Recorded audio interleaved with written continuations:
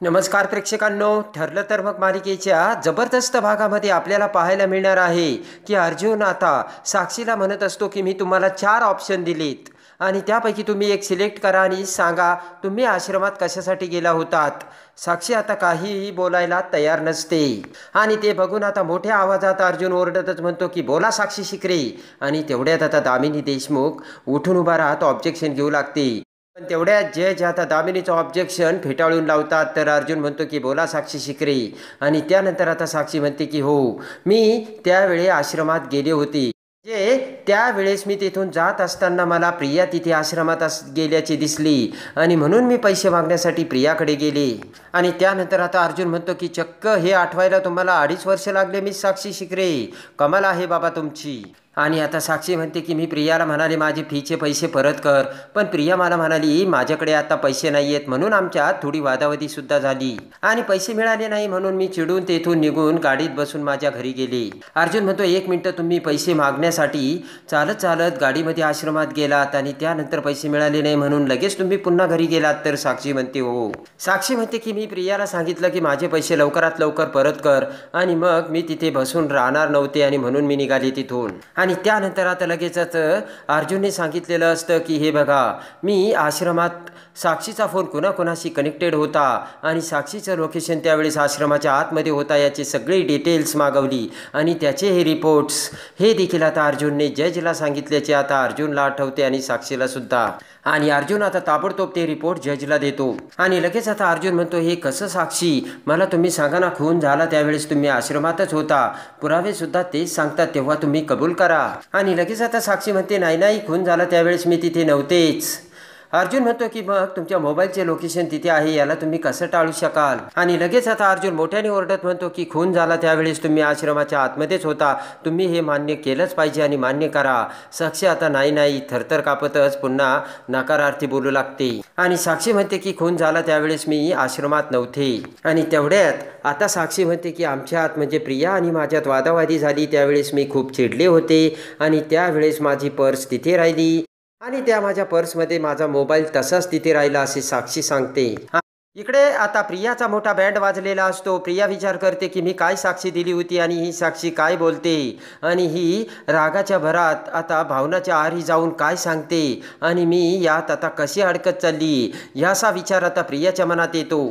आणि इकडे आता लगेच अर्जुन म्हणतो की अच्छा, म्हणजे विलासचा खून झाला त्यावेळेस तुमचा मोबाईल तिथे राहिला होता पण तुम्ही तिथे नव्हता. तर साक्षी म्हणते हो. आणि त्यानंतर आता मग अर्जुन म्हणतो तुमचा मोबाईल घेण्यासाठी तुम्ही आश्रमात कधी गेलात. आणि त्यानंतर असतच अर्जुन म्हणतो की म्हणजे तो मोबाईल सुद्धा तुम्ही प्रियाला तसाच दान केला का. आणि लगेच आता इकडे रविराज म्हणतो की तन्वी, त्या रात्री साक्षी तुझ्याकडे पैसे मागायला आली होती हे तर तुम्हाला सांगितलंच नाहीयेस. आणि लगेच आता ततमम करत प्रिया म्हणते की बाबा ते सांगायचं राहूनच गेलं.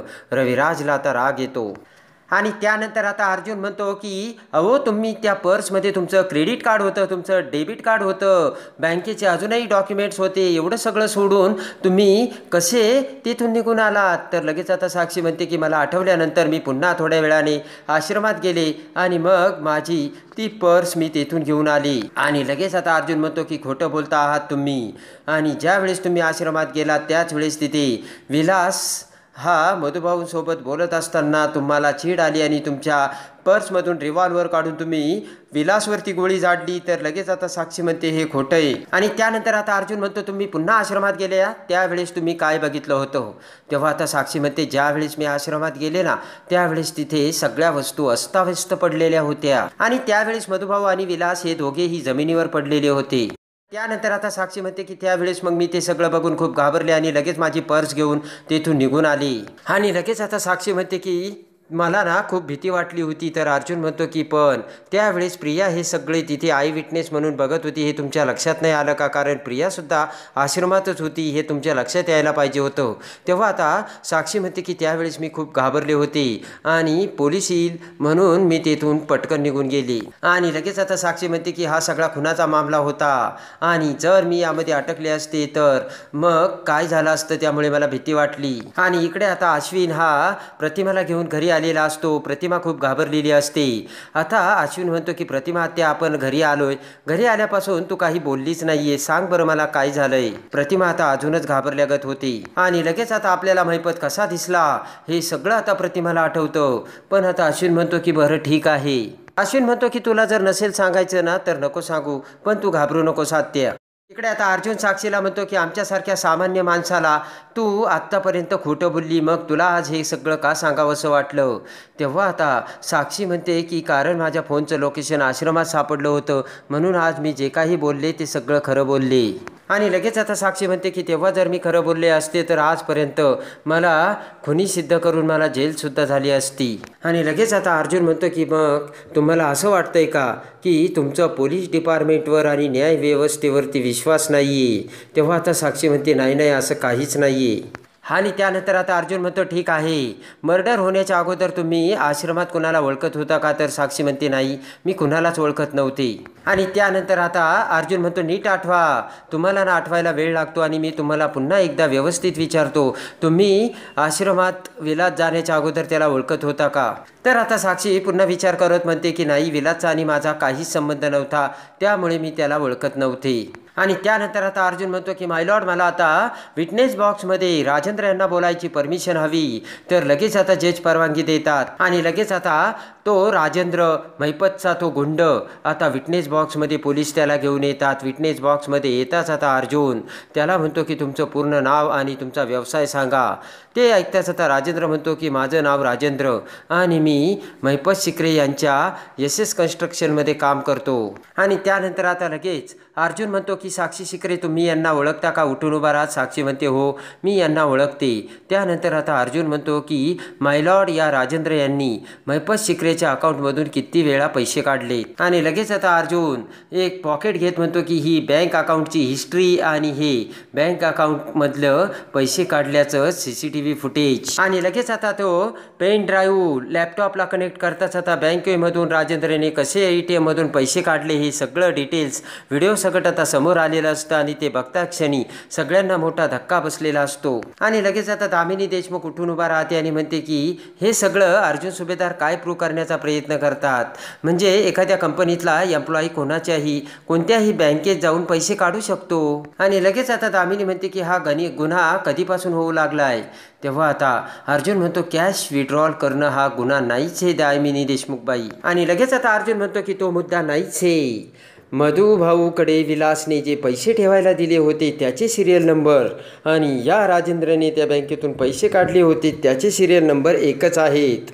ते ऐकताच आता महिपतला धक्का बसतो. याचाच अर्थ विलासकडे जी कॅश होती ती महिपत शिकरेच्या याच माणसाने विलासकडे दिली होती. तेव्हा आता दामिनी म्हणते की या राजेंद्रने बँकेमधून जी कॅश काढली तिचं रेकॉर्ड पोलिसांकडे असणं हे मला नाही वाटत. आणि लगेच आता दामिनी म्हणते की ती कॅश या माणसाने या राजेंद्रने विलासला दिली, त्याचे सिरियल नंबर मॅच होतात, याचा यांच्याकडे काय पुरावा आहे. आणि लगेच आता अर्जुन म्हणतो रेकॉर्ड पोलिसांकडे नाही पण मधुभाऊंकडे आहे. आणि लगेच आता अर्जुन म्हणतो की आश्रमात खर्च झालेला पैसा आणि आलेले जे पैसे आहे उरलेले पैसे त्या नोटांचा नंबर लिहून ठेवण्याची मधुभाऊंची जुनी पद्धत आहे. आणि लगेच आता अर्जुन मधुभाऊची ती डायरी दामिनीला दाखवतो आणि म्हणतो की यामध्ये सगळे नोटांचे नंबर नमूद आहेत. आणि त्यानंतर आता शेवटी प्रियाला विटनेस बॉक्समध्ये बोलावं तर अर्जुन आता सगळा आरोप प्रियावरती घालतो आणि म्हणतो की मिस प्रिया मधुकर यांनी विलासचा खून केला आणि फक्त त्यांनी विलासला मारण्याचा प्रयत्न केला नाही तर त्यांनी मधुभाऊवरती सुद्धा हल्ला करून मधुभाऊला देखील मारण्याचा प्रयत्न केला आहे. आणि सगळा आरोप आता प्रियावरती आलेला असतो आणि ते बघता क्षणी प्रिया खूप घाबरते. आणि लगेच आता अर्जुन म्हणतो की म्हणजे ते पिस्तूल तुझ्या हातात होतं आणि तू विलासला गोळी मारली आणि तू विलासला मारलंस. आणि लगेच आता अर्जुन म्हणतो की तुला पैसे हवे होते आणि तुझ्या हातात पिस्तूल होती म्हणून तू विलासवरती गोळी झाडली, बोल आता बोल. आणि ते ऐकताच आता प्रियाचा संयम सुटून रडतच मोठ्याने ओरडत प्रिया म्हणते की नाही, गोळी मी नाही झाडली, गोळी साक्षीने झाडली आणि मी माझ्या डोळ्यांनी ते बघितलंय. आणि ते शब्द ऐकताच इकडे आता अख्खा कोर्ट धनाधून गेलेला असतो आणि हादरून गेलेला असतो. आणि साक्षीने विलासचा खून केला हे प्रियाने तिच्या तोंडाने अखेर मान्य केलेलं असतं आणि साक्षी दिलेली असते आणि साक्षीला अडकवलेलं असतं ते विलासच्या खुनात. आणि त्यानंतर आता सगळ्यात मोठा धक्का बसलेला असतो आणि प्रियाच्या साक्षीनुसार आता साक्षीने खून केल्याचे आता समोर येताच आता जज त्यांचा आदेश आता पुढच्या सुनावणीत देणार असतात. तर त्याच वेळेस इकडे आता साक्षीला खुनात अडकवल्यामुळे महिपतला खूप राग आलेला असतो आणि बाहेर आलेली प्रिया आता ती खूप पस्तावा करत असते. रविराजला सुद्धा आता मोठा धक्का बसलेला असतो आणि आज प्रियाने आपल्यापासून खूप मोठं सत्य लपून ठेवलं आणि आज प्रिया आत्तापर्यंत साक्षीला वाचवत आली आणि अखेर आता सगळं काही साक्षीवरती येता क्षणी प्रियाच्या अंगावरती सुद्धा येता क्षणी आता प्रियाने साक्षीचं नाव घेतलं.